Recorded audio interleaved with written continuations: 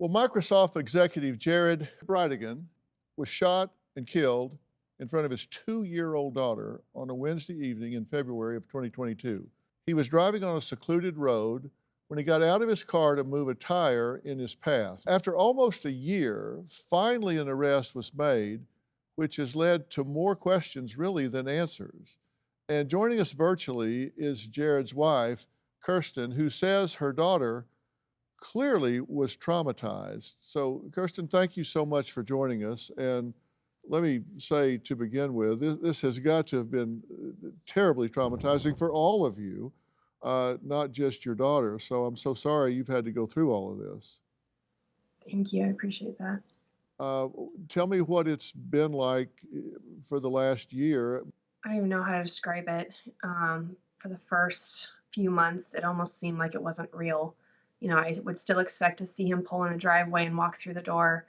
And then the moments where it was sinking in were excruciating. I had nights where I would just scream. My parents would stay here and thankfully help us through that. But it's been really tough. And on top of losing him, not having answers, not being able to answer our daughter when she asks why daddy isn't coming back, why her siblings aren't here.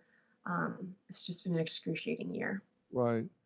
And when you've been with the 2-year-old, how clear of a recollection, how much does she seem to have absorbed about what happened? How much did she seem to see, and how much did she know that something really bad took place?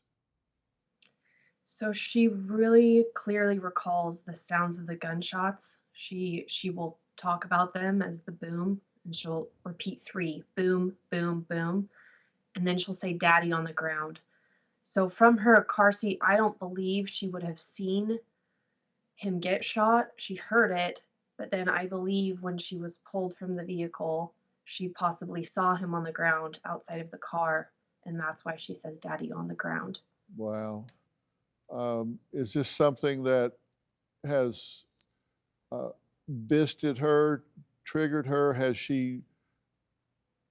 this come back to her at odd times? Has it disrupted her sleep? Has she talked to you about it when it troubles her? Yeah. For the first few months, any loud noise would make her just freeze in her spot, and you could just see the panic on her face. And then she would just kind of look like, help me. Sounds of sirens she did not like. Thankfully, she's getting past that. And yeah, she still to this day comes into my room in the middle of some nights just crying, which she didn't do before. So it's still haunting her. She's still working through it. But thankfully, the panic attacks with loud noises seem to be getting less and less as time goes on. Well, children are really resilient, and she may not even know why sometimes that she's having this upset, but she just is. And it's such a burden on you because you're having to deal with your emotions and feelings and then administer to her as well. Now, did you tell police of a suspicious person that you caught on your surveillance cameras? And what was it? What did you see? Yeah, so I was tucking Bexley into bed about a week after Jared's murder, and I got a notification on my Apple Watch that said person in the driveway. That was not a normal notification at night. So I grabbed my phone and I looked, and this is the video that I saw. Someone just moving across the front corner of our home. I immediately called and texted the detectives who told me to contact my local PD. So I called 911.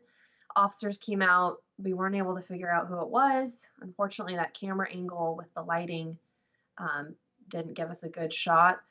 But they did send it off to a forensics team who confirmed that that is indeed a human person. But to this day, we aren't sure who that was and why. Do you have a story or a question for me? Click the link in the description and tell me what in the world is going on.